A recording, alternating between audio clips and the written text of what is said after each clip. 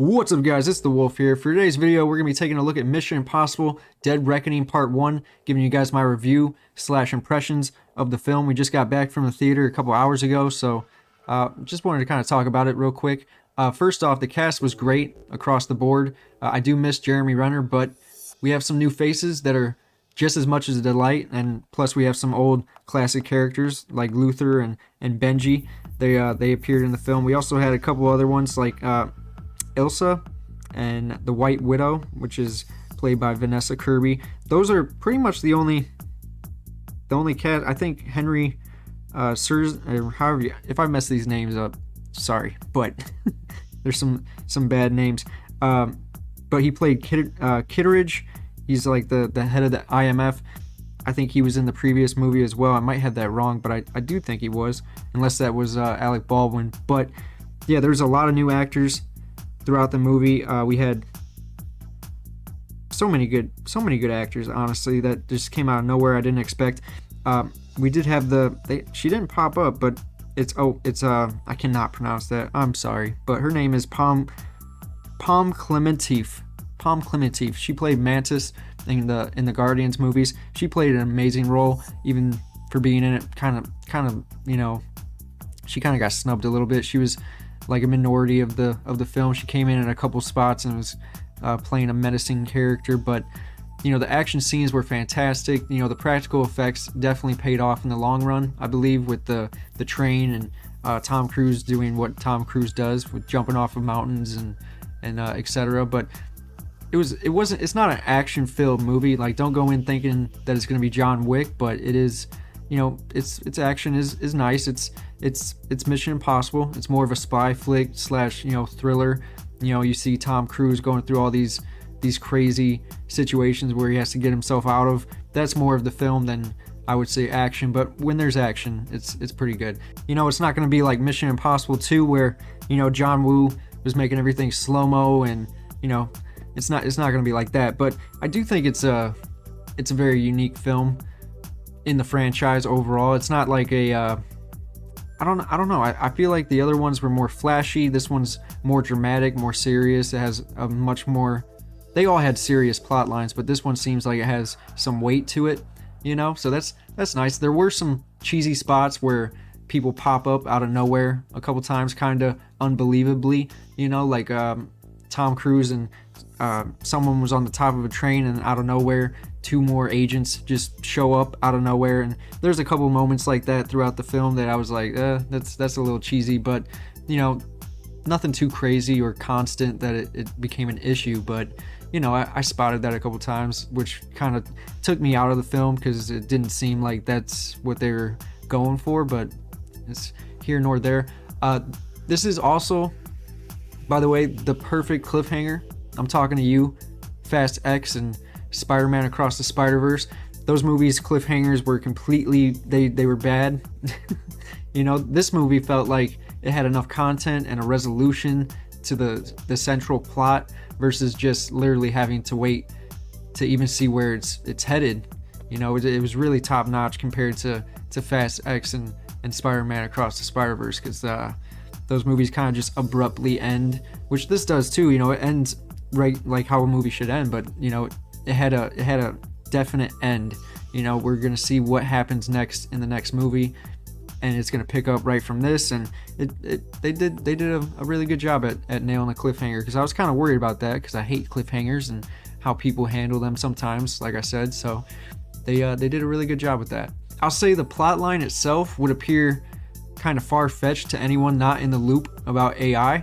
Like, oh yeah, of course the AI can change surveillance camera footage in real time because AI, you know, which now seems very plausible and in a way is terrifying, because we're living in an era that would have otherwise been considered far-fetched or cheesy. But that's the central plot line of the movie, is this AI being able to do whatever it wants across the globe, which is a little far-fetched to me. It seems like to have your central villain be this AI is a little, like, they didn't bring up the I forget his name. He played in Ozark. I'll get to him in a minute. He was amazing throughout the film. He wasn't in Ozark long enough, but you know, we'll get to that in a second. But honestly, I I think he should have got more of the spotlight than the AI, but you know, that's here nor there. But that's just my thoughts. I really like him as a villain. The scenes he was in, he just stole the show, took the spotlight. So I gotta point him out. You know, I gotta point out the villain. He was, like I said, my favorite in Ozark. Sadly, he didn't last long enough in that show, but here he's more of like a mind game player than he is menacing. You know, I gotta give him credit. He went toe to toe with Tom Cruise on the train stunts, so kudos to that. But I feel like he could have been a lot more than just trying to psych people out and backstab and all that. He could have been a lot more menacing. But you know, hopefully they can catch up in the next film. Maybe he's a little more pissed off in the next one, because obviously it doesn't end his way in this film. I'll just say that. But you know, other than that, I'll say the film.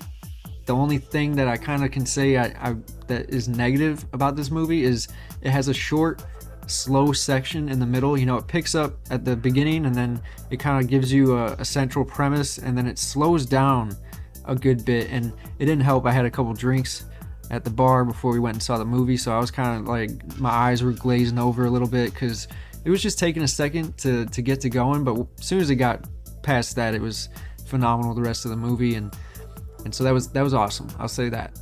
But you know, all I'm saying is don't go into this movie expecting a high action film, you know, like John Wick 4. Like I said, it's more of a natural grade, you know, Tom Cruise substance mixed with some comedy, thriller. You know, it's not a full-on action movie where you're going to see people dying every 5 minutes. So don't go into it expecting that. But if you want to see some spectacles and some amazing stunts, this is definitely a movie you have to go see. It's hell of a time.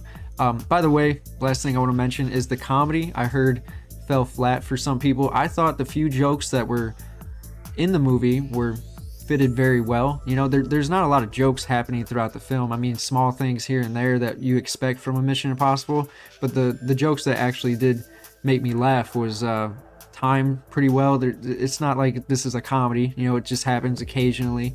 You know, Tom Cruise just has that charisma and personality to turn any situation into some form of a bit, which is entertaining at the least. You know, gives it a little more oomph when you're in, like I said, those slow sections, and kind of revives the audience a little bit. But you know, I thought it was a great movie. If you haven't seen it, you should go and see it. There's only a couple movies coming out this month that I could recommend.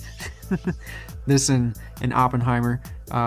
The rest of the movies this month it's kind of dry. You know, I passed on Insidious after I saw some reviews, and so this seems to be the movie in town. So if you guys comment below, tell me what you thought of the movie. If you've seen it, if you haven't seen it, are you looking forward to seeing it? Let me know.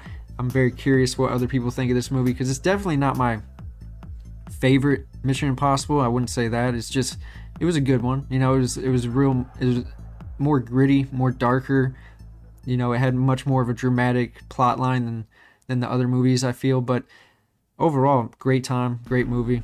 It's a little long, but you know, fantastic time. I can't complain, to be honest. And Tom Cruise, yet again, killing it at the box office.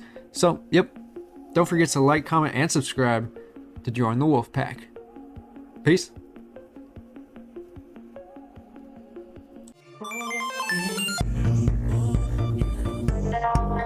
Strong.